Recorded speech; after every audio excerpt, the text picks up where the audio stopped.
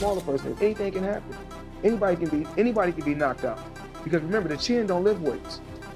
That's what I always say. As heavyweights as the sparring, or bigger people, like from middleweight to heavyweight. And the thing is, don't be surprised, okay?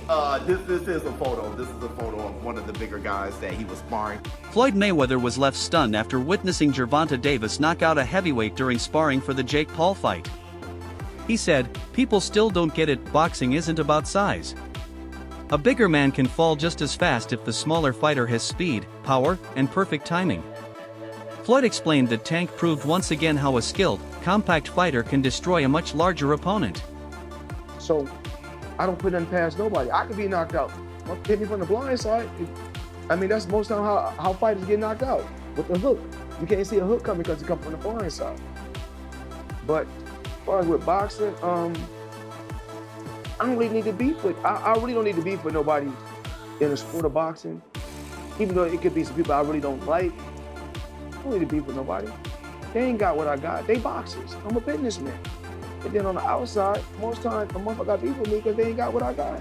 Davis has always tested himself against bigger men long before this fight. His coaches say sparring with heavier partners sharpens his timing and keeps his reflexes razor-sharp under pressure. Jake Paul, meanwhile, is training with smaller, quick fighters to prepare for Tank speed. Both camps agree size alone won't decide this battle. Davis relies on experience and precision. Jake focuses on distance and angles. And the thing is, don't be surprised, okay?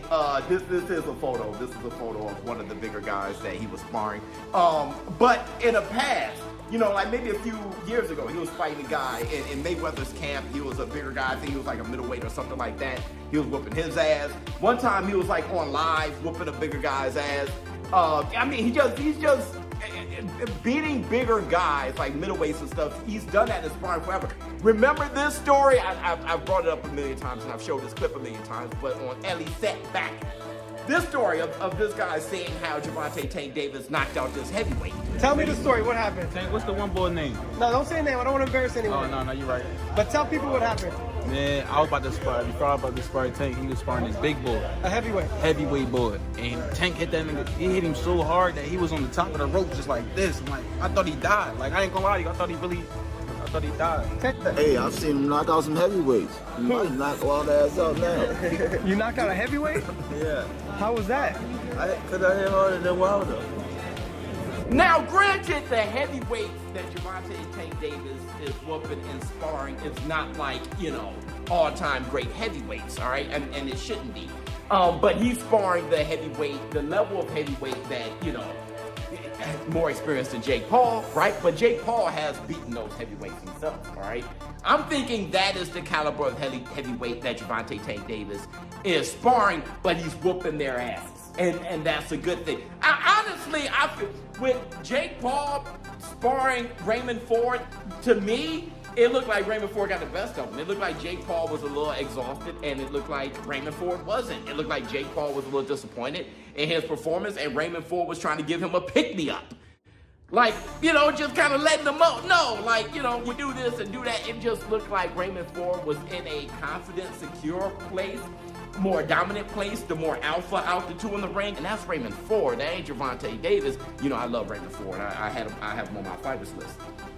But still, I don't think anyone thinks he's as... Inside camp reports describe Davis dropping tall, powerful sparring partners with shocking ease. Observers say it's not just his power, it's his pinpoint accuracy that ends sessions early. Fighters who thought they could bully him quickly learned otherwise. His compact stance and explosive momentum make him a threat to anyone, regardless of weight class. To go spar with heavyweights, but you're not willing to go fight people that you should be fighting. You know what I mean? You're fighting Lamont Roach. The sparring partners was like, man, I was about to spar Tank. He was sparring this big boy, a heavyweight boy. And Tank hit him so hard, he was on the ropes like this, hanging. I thought he died. I was like, man, I hope you don't do this stuff to me.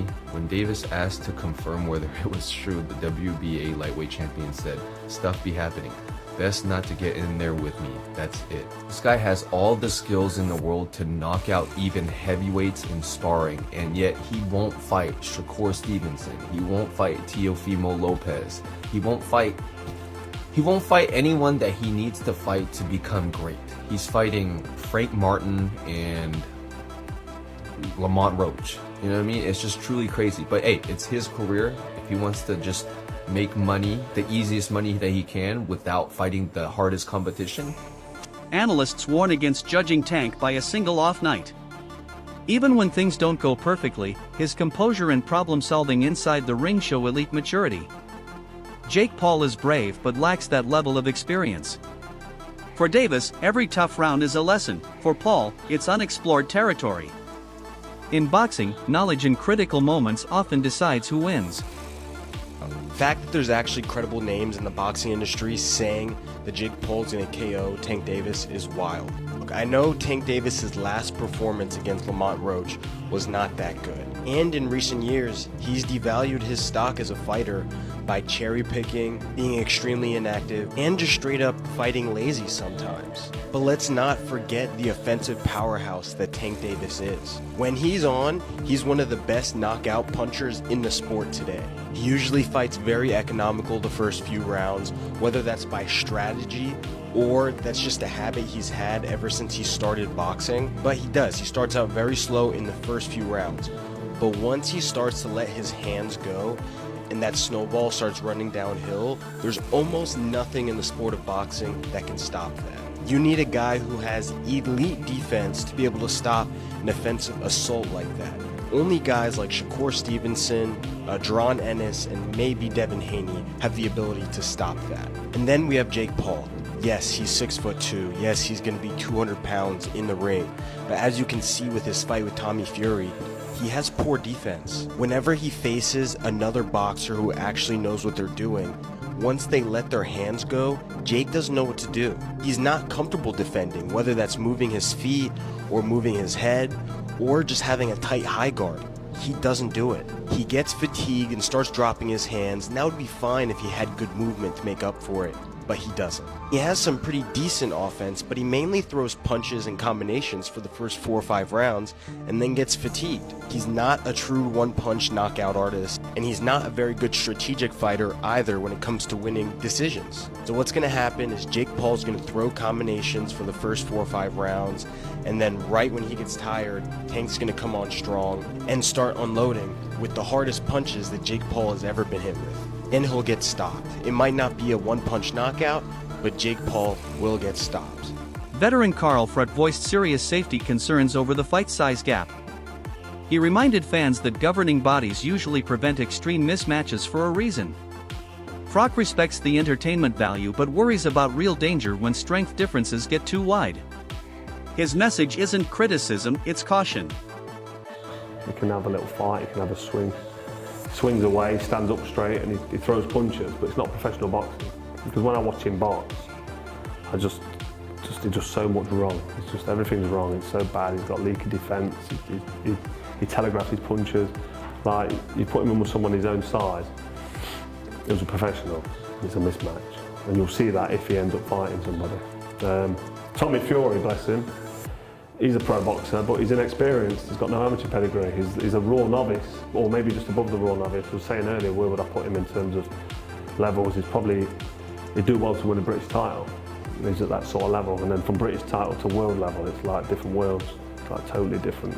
Observers note Davis's total focus this camp, no distractions, no jokes, just work. He knows this fight means more than money. It's a chance to capture global attention from Jake Paul's massive audience. His conditioning is pushed to the edge, every punch carries intent, and his team says he's preparing to make a statement, not just show up.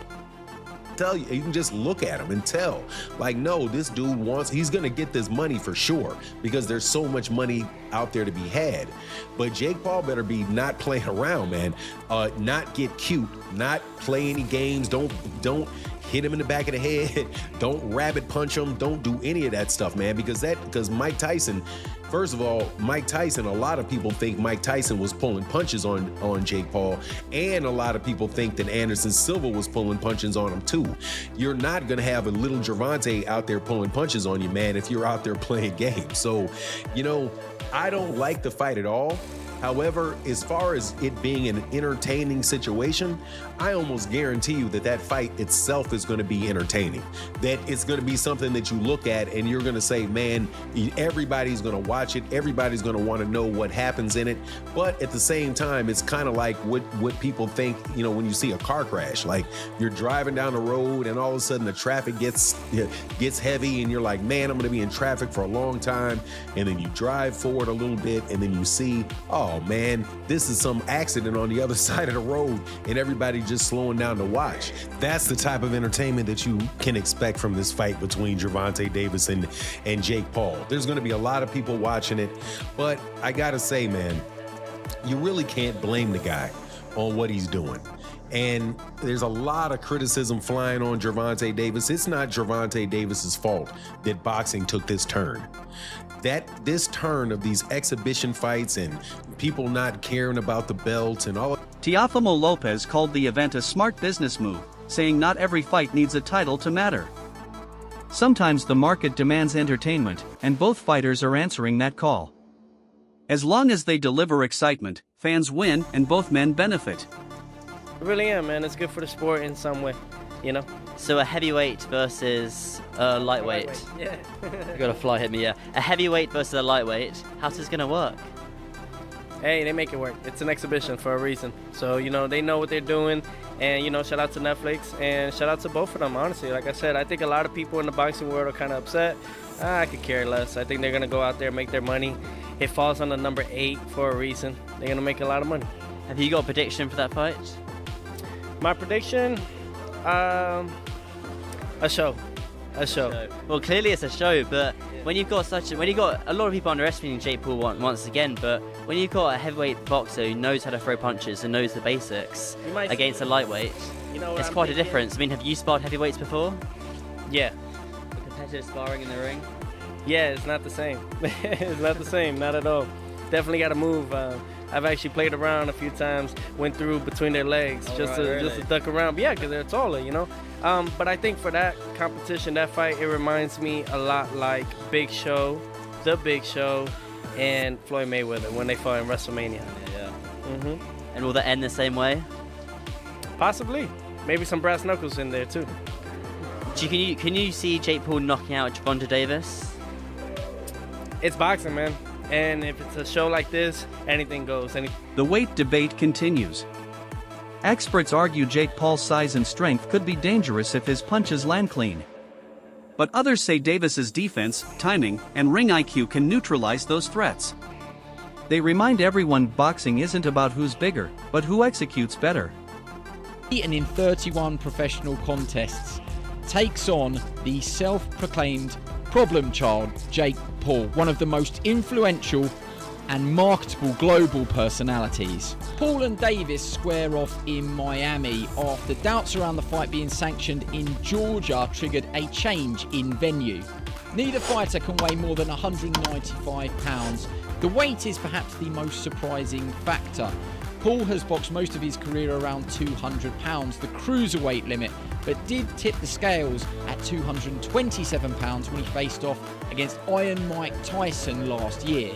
Davis, much smaller in stature, competes at the 135 pound mark and has also won world honours at super featherweight.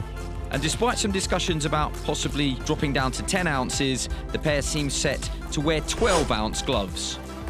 And in terms of distance, despite the exhibition tag, the fight will play out over 10 3-minute rounds with 3 scoring judges at ringside, but the result will not be officially recorded on their professional. Carl Froch repeated his warning, stressing that major size mismatches can turn risky fast. Even skilled fighters can struggle when power differences become extreme. His concern remains centered on safety, not spectacle. The fight was just absolutely fucking diabolical. Again, I've said before, he's not a professional boxer. He never will be. And he proves time and time again that he's not a professional fighter. So, Jake Paul, go on, piss off. Dana White admitted the hype isn't as explosive as expected but believes the fight still benefits Davis. With past controversies affecting his image, this spotlight could help him reconnect with fans. White warned that Paul's physical edge could trap Tank in tough spots, but clever counters could flip the fight. It's risk and reward at its highest. Jake Paul to beat Gervonta Davis. This is not a fight that I'm excited for at all.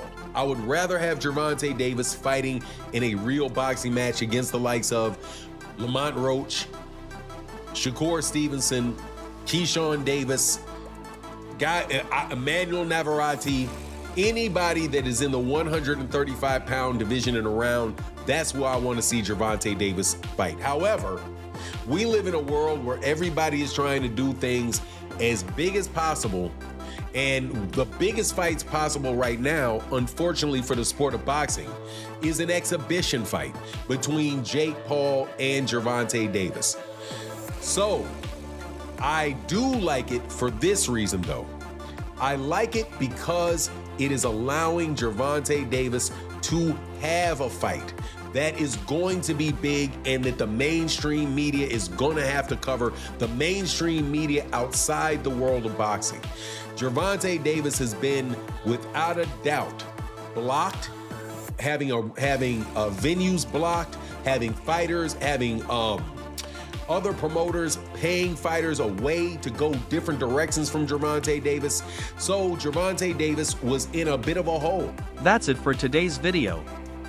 Stay tuned for more updates.